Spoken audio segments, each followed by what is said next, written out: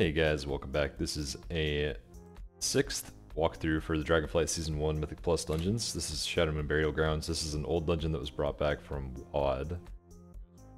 And it's one of the easier ones for now. This is 1 week before launch that this video was taken on beta. This first pack, I'll talk about these mobs later, but I skipped them in this run after some trial and error. But it's just a 3-pack. Ideally, I think you want to skip these if you have a rogue or something to make it easy, because you don't want to blow CDs and Thundering on the very first pack. That's just 3 mobs, and they're really far from other mobs too, so you can't like chain into anything easily. But yeah, we got some downtime here. So this key was done on a 19 Fortified Thundering. The timer is currently very lenient, but I would assume that it's probably going to get nerfed a little bit before launch. But yeah, this is a pretty good put together dungeon. There's 1 or 2 dangerous mechanics in every pack, and there's high magic damage intake for the tank, as is a common theme in these dungeons for Season 1. So yeah, this is the first choice you have to make. This guy patrols just back and forth right here. You don't really want to pull him. To be honest, you want to go whichever direction he's not. But you also have to factor in, if you can see over here, there's an elemental, the same mob is currently on this pack, but he's not on the left pack when I first go over here. But he just swapped. So this elemental right here on the arrow, this circle guy, he swaps back and forth between the 2 packs, and they're the same mobs otherwise. But ideally you don't want to pull him, I don't think. He's very dangerous. Void spawn. Otherwise, the mobs in these packs on either side basically just melee the tank. The Shadowmoon Loyalist puts a buff on themselves instantly. It should appear right now. It has no cast bar or anything. It just puts a 10-second buff. It's dispellable on itself. That doubles its attack speed and just makes you take more damage. The Defiled Spirits jump out and try to AoE a ranged player, but they have an opportunity to move out of the swirly before it happens, so it's fine. And then the Void Spawn, as you can see, does those swirlies. And then the actual dangerous thing he does, it's unavoidable, is the Void Pulse AoE right now. Boom. That hits the party for like half their health on a 19. And at the very end of the dungeon, you have to fight 2 of these at the same time. But yeah, so if this Void Spawn wasn't here, this pull isn't too bad. However, as you can see, with the Void Spawn, I'm taking like 130k HPS worth of damage for that whole pull. Very scary. So these Corpse Skitterlings are free count, basically. They don't do anything. They don't hurt very much. It's probably worth it to send someone ahead and pull those back into the first pull, if there's a convenient way to do so, like if you have a class with stealth. And then these you should chain in. You drop down, you chain these into the next pull you do. I didn't do this here, but it's a little bit of a time save if you can do that.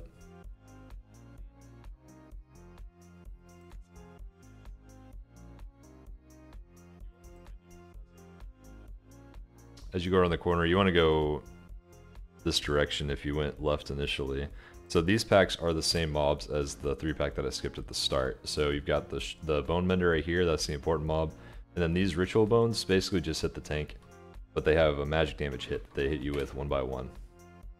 So as you can see, once the pull gets going, there's Void Slash 1 right there. And then another one will Void Slash you. And then the third one will do his. Now that's actually a common theme. That's been a recent change.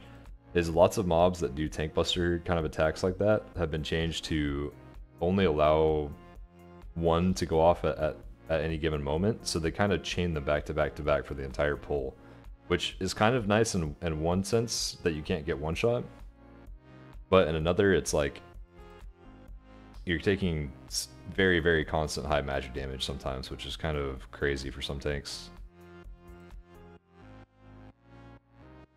The Bone Mender mob, basically you just want to make sure you kick as many bolts, and then the heal is the highest priority. That's about it for these mobs. I go past the first boss right there. The first boss was down the stairs to the left, but I go here to pull some extra count. This is some really nice area to get count because you can pull the spiders past them as well. Spiders are worth a nice little chunk. But yeah, these Ritual Bones do some pretty high magic damage. If I was playing Brewmaster, I would probably be dead. on these pulls. But Blood Decay is in a really good spot, so there's no issue here. There's a Shadowman cast, I just kicked that on star. And then, oh, this is the same mod that also puts out a random dot on a party member. I don't think you can hit the tank with it, luckily, but it reduces someone's health by 50%, and it ticks every second until they get dispelled. It's a magic dispel. There's also it's possible for priests to mind control the Bone Mender and apply that 50% HP debuff to bosses right now. I assume that's definitely getting fixed, but that is extremely powerful.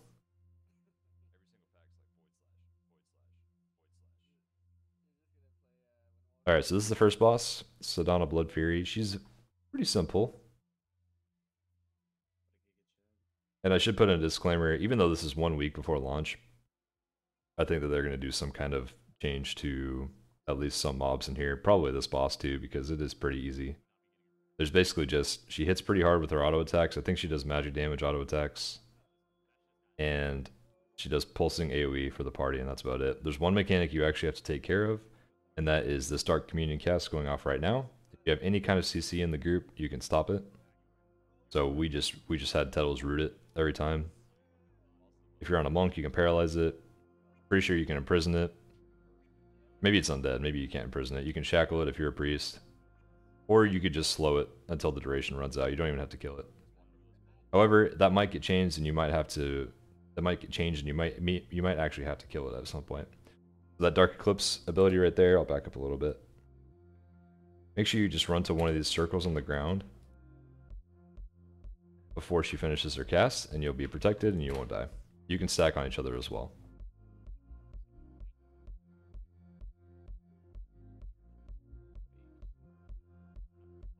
This is the pulsing AoE. And then it's just rinse and repeat after that.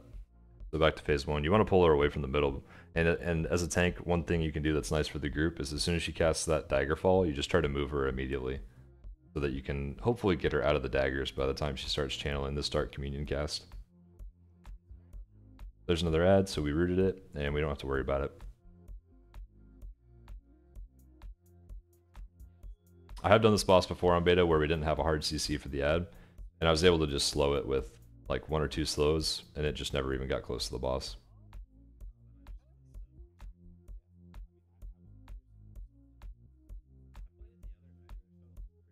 Use your defensive CDs when she's auto attacking you in between these big long casts she has. But also you want to make sure you have a lot of CDs for the next pull after this boss. That pull is going to be very dangerous.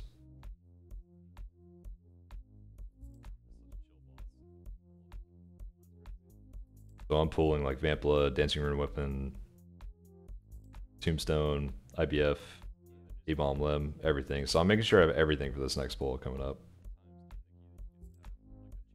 And these mobs I suspect will be changed as well at some point, like I mentioned earlier, because they are very finicky. So you actually don't want to kick this domination cast. The cast that they're already doing before you even go into combat is 0 damage to the group. And as soon as you kick or stun those mobs once, then they'll start casting non-stop on the group, and their casts are very dangerous. So what we end up doing is there's one that's like way off to the side. That's the only one you want to really kick until they fix these mobs or change them in some way. So you can kick him or grip him and bring him in, and then you only have to kick that mob after that. And that's just to make sure that they're stacked so you can evenly DPS them. Now he's casting Rending Void Lash. And I think he'll cast like a Void Bolt or something in between. Oh, Domination. So he tried to cast Domination, now he's probably going to do another Rending Void Lash. There it is. And as you can see, these other 2 mobs off to the side, they're just still casting Domination, and that's it. Because we never stopped them.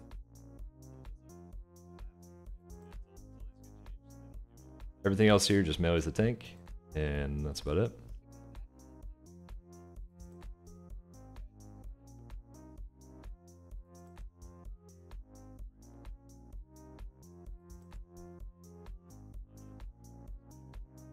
So these Exhumers, these you can do in one pull, but there's a trick right now where if you pull this Exhumer anywhere from like there to here in its patrol, he's going to summon these 2 ads on these, let's call them tombstones.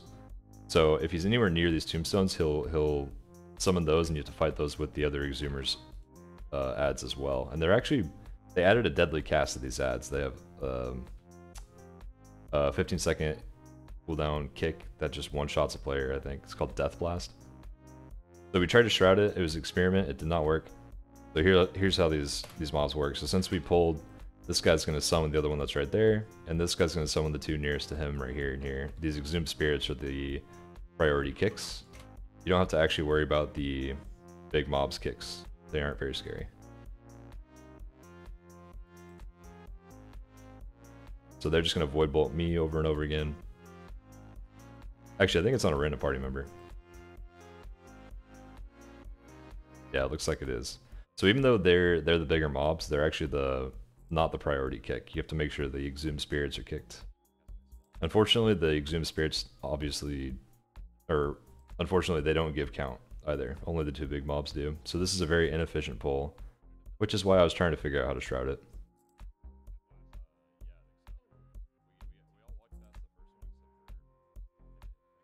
Now these two are just Void Bolting. But yeah, so if you weren't shrouding it, the play is to wait for this guy to patrol down to like here. He comes all the way up there off the screen. But if he gets to here and then you pull, then you only get these two Exhumed Spirits instead of all four in total. Because I think they just tried to summon the two nearest tombstones.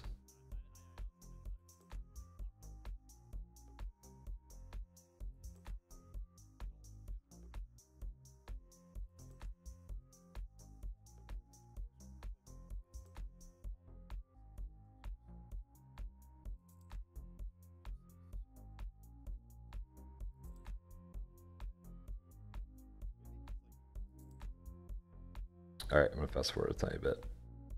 So this next boss that's coming up is also pretty simple, to be honest. After we res, there's one important detail. You actually don't want to walk through here because there's 3 tombstones right there. If you take this path where I'm going and through that direction, you won't proc any of these ads on the floor. This whole boss area has a ring of those tombstones around it. And the only one that you actually want to proc on purpose is this one right here on the water, because later when you fight that trash, they'll summon this guy, and he'll probably kill someone because nobody's looking at it because they're all the way over here. So you can just fight this one during the boss and be done with it. So I'm gonna step on that. One of my buddies stepped on one of the ones in the doorway anyway.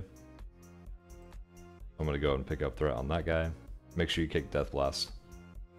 If you're a prot warrior, you can also reflect Death Blast, or any warrior for that matter. This is the second boss, Nullish. He pretty soon into the fight, he does a big frontal beam on the tank. You can use 2 or 3 CDs on this if you need to. He doesn't do it again for quite a while.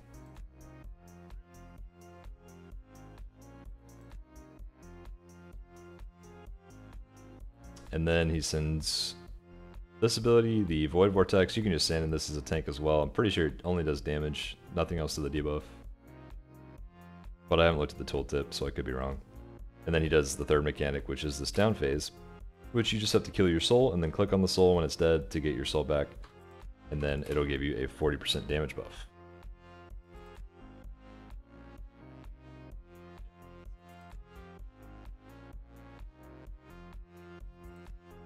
I think the only thing dangerous about these souls is when you get to a certain key level, you're probably going to have to save some kind of offensive CD for them. It's kind of like Prideful, where it's going to feel good if you can kill them without CDs and then use your CDs with the 40% damage buff. I just highlighted it on my tooltip there, but it's up here. It's like that blue and brown buff up there. But yeah, oh, I was also going to say you have the possibility of like running over one of the tombstones if your soul wanders too far, which is something to consider. So maybe like stun your soul or prevent it from moving too far. There's another one of those Void Blasts.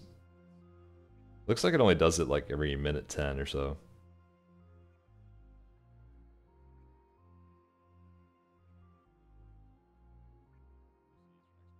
Void Vortex, just chill in this if you're a tank.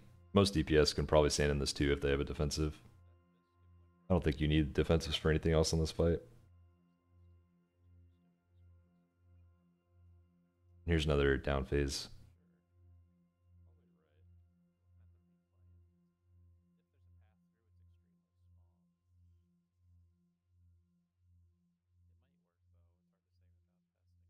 Actually, it took me quite a while to kill that. I probably should have used Dancing Rune Weapon.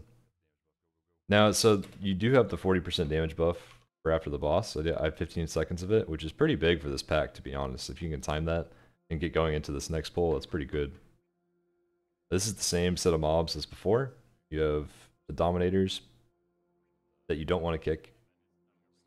Looks like we did kick Orange, so now we have to deal with its mechanics. And then we also have a new mob, this Shadow Moon Exhumer. Oh, that's actually the same. That's the same mob that we fought 2 of right before that boss, actually. I forgot about that. But these are all the same mobs we've seen. Again, just try not to break the initial domination cast if you can help it. Otherwise, kick whatever you can and try to prevent people from dying. After you kill that second boss, you do get a checkpoint there. But before that, you don't get a checkpoint anywhere else. And so you have a very, very long run back if someone dies. This guy just wandered in. He's a patrol.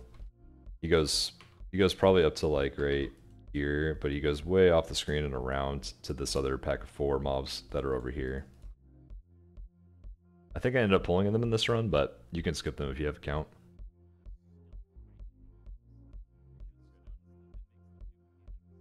Oh, maybe I didn't pull them. Must have been a different run. But either way, they're the same mobs, so nothing new there. So you can chain stuff down this hallway, like if you have this one mob. There's just a bunch of spiders down here. There is a couple new mobs that you'll see in this area till the end.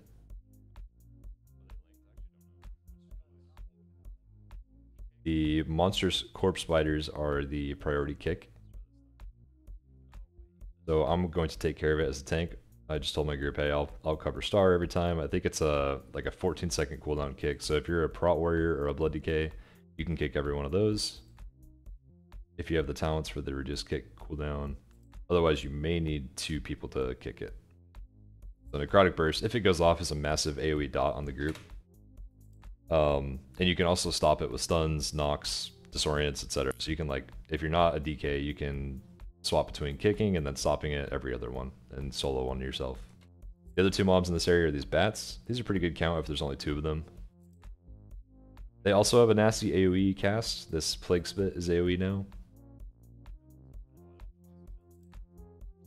There's an example of Necrotic Burst going off. I actually missed it.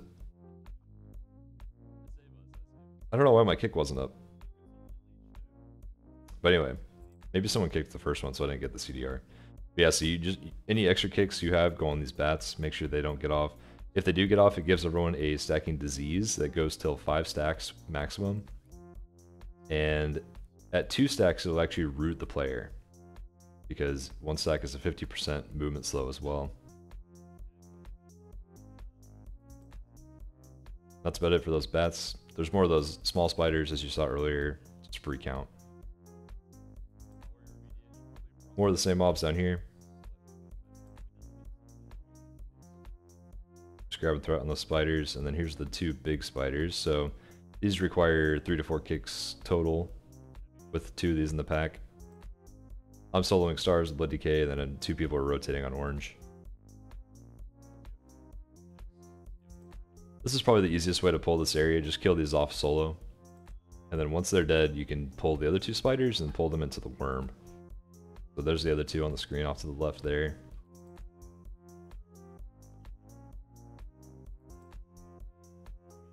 So now I'm going to grab those. I almost let someone die to threat. Oops.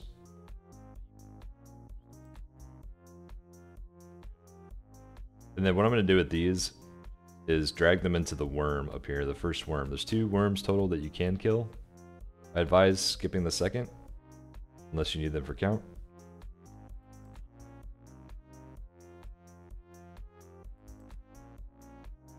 But as soon as you cross the bridge area here, the worm should spawn.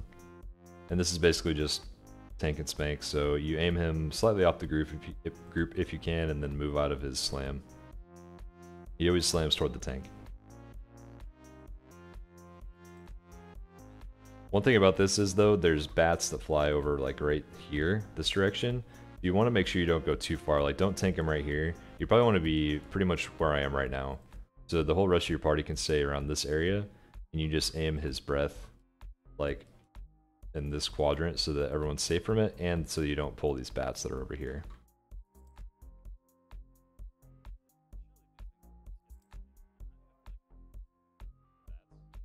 Like I said earlier, I think the bats are okay if there's only 2 of them. I think a pack of 4 bats is probably going to be disastrous in high keys. Although you could get away with pulling them in like a 15 or something though.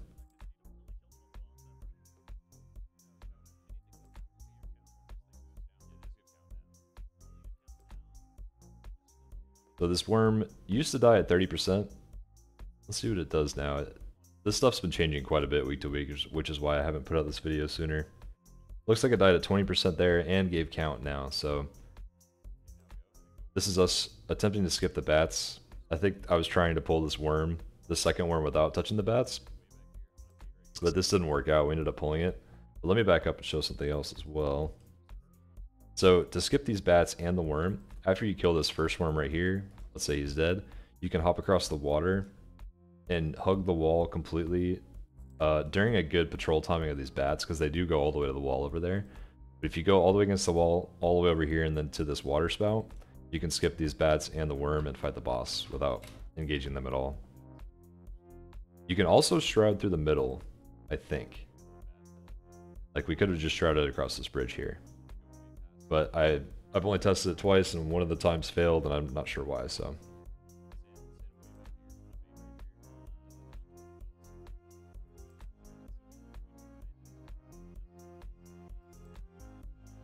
Alright, so I'm just fighting this worm for fun. We don't actually need it for count.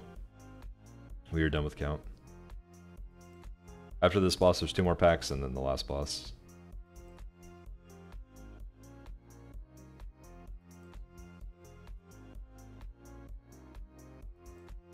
Yeah, so something pulled the worms, or the bats there, so I just dragged them in. And we ended up being able to kill this no problem, but it was still difficult with a very experienced group. And if you guys played this dungeon earlier in beta, the bats weren't very scary at that point. They only cast it on the tank. So you could mitigate their spits or reflect them all and just basically insta-kill them, but now they're pretty difficult to deal with.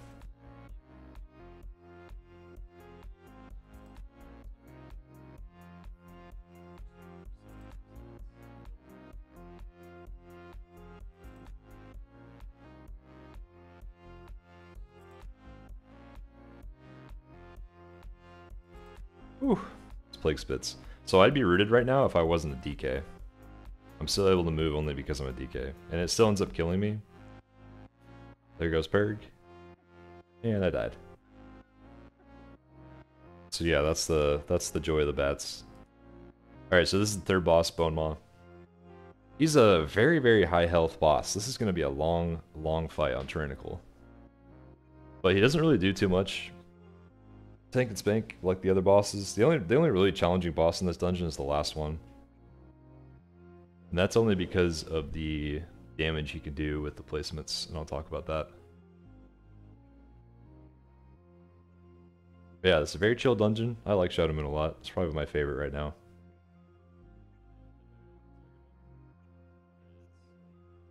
So here's the inhale. Your screen should let you know in some way. If you have big wigs or little wigs, it flashes blue of like imminent danger. As soon as you see that flash, you should run out into one of these puddles. And these puddles are baited on range players. And the range player should put them somewhere in this radius, like right here, where I'm putting these arrows to. So like this line right here is the perfect area to bait those puddles so that the melee can have full uptime during inhale. So as you saw there, I was able to hit the boss the entire time, even though he was doing inhale, and I didn't get sucked in. But if you move any closer than that, then you'll get sucked in, go into the water, and then you'll have to jump out using one of the water spouts. The only other thing this boss does is he brings up those 2 worms eventually. So they're in the back now, just shooting stuff at people. Here's another inhale. I'm using one of those puddles again that are just barely near enough to the boss so I can hit him. And I also use Death's Advance because I'm a DK. So the boss burrowed and he's just going to pop up at a random spot. If he pulls up next to one of the worms here, just make sure you taunt the worm. And this is the only time during the fight that you'll actually take meaningful damage. The worm melee is pretty hard, and so is the boss. So 2 of them at once is a little scary, but it's not the worst.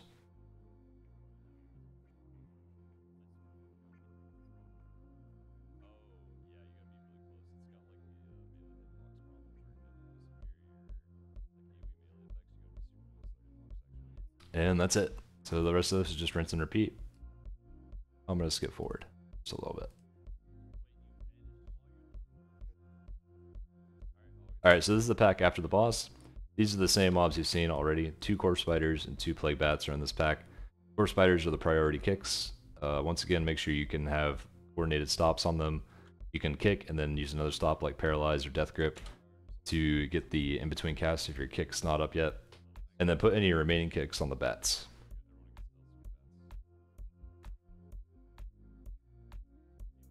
So I'm going to solo star, so I kick here. Also, I have an auto marker in the video description that will be updated by the time the expansion launches for you guys. Star should be casting here pretty quick again. Here it is. My kick was up. 12-second kicks work. Shaman also can solo these spiders, I should mention. Sheer.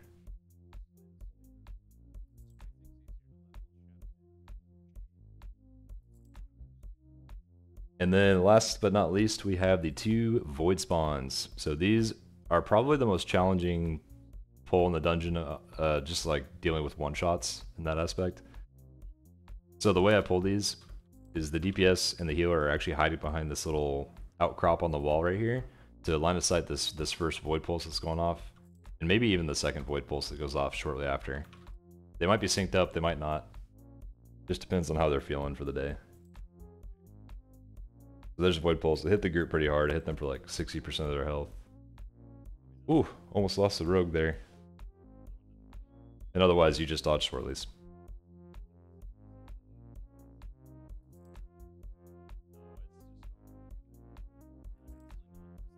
If you guys played on beta before this, these used to leave a dot as well. And it stacked infinitely if they weren't synced. And it was basically unplayable. But now they're in a better state. I think Void Pulse is just something people will have to figure out how to live with their good use of defensives, and that's about it. I put an AMZ down just in time for that one. Ooh, that was a value AMZ actually. I saved lives.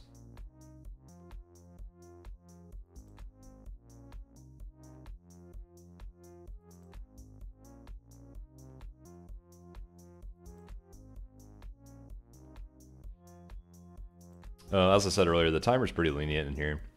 I think even with 13 deaths, we have several minutes left on a 19, whereas a lot of the other dungeons are, you could have 0 deaths and be very close on the timer on a 19. So maybe it'll get nerfed a little bit. Hopefully it doesn't get nerfed too much though. And here we go. So this is the last boss near Zool.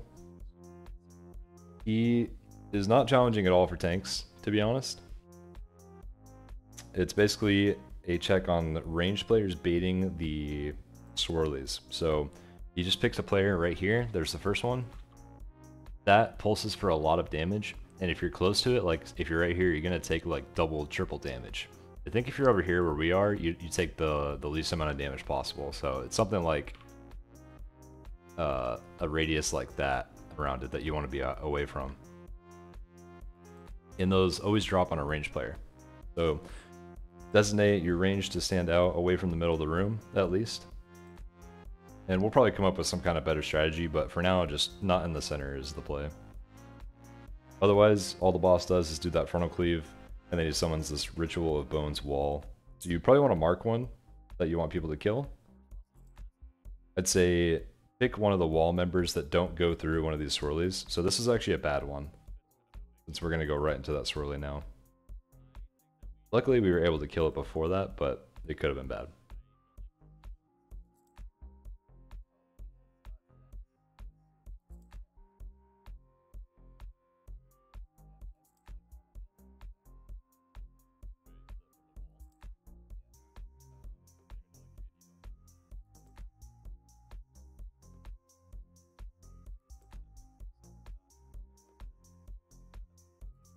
You can see the range players out there baiting those pillars that go down. Those are good baits. So this one's going to be easy. Since the wall spawned over here away from those, we can just pick the farthest one and we'll never be near the pulsing things. And easy peasy. So if you ever have to cross the wall, you do get a debuff. It's like a 15-second dot that trucks. I think the Demon Hunter actually has it right now, you can see on the frames. He's getting absolutely owned. But he ends up living. Ooh, one spawned to melee because our healer was in melee.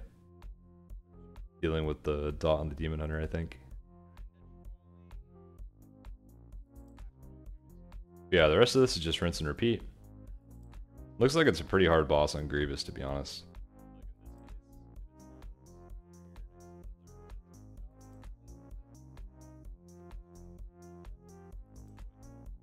I should have gone, so in this case, I should have gone over here to this bones, but I didn't think fast enough, and I think I ended up going like way over here.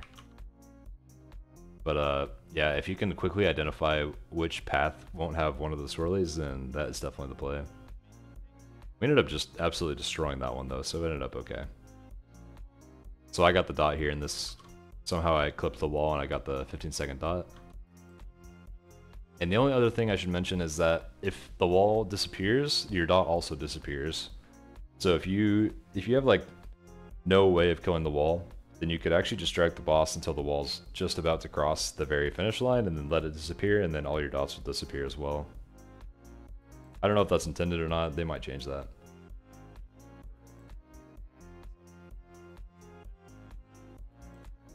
But yeah, that's about it. I think you should probably center this boss up in between walls, and your ranged players should bait on the outsides, as I said before.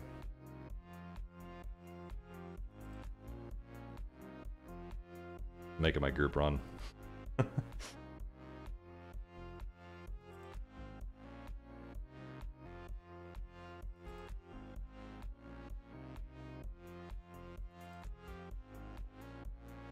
So here we actually go through the wall and we all get the dot, and this is what I was talking about. So as soon as the wall disappears, our dots should go away here, even though they have like 7 seconds left. So yeah, they all just disappeared. And he does Malevolence, the frontal, and that's it. Yeah, that was Shadow Moon Burial Grounds. That was definitely one of the more simple guides I've done. I'll end up doing the Temple of the Jade Serpent and then the very intricate, not good offensive videos this week before launch. But yeah, thanks for watching, guys. Let me know if you saw anything or noticed that I missed something important in the comments, and I will definitely give them a read. I'll see you guys in the next one.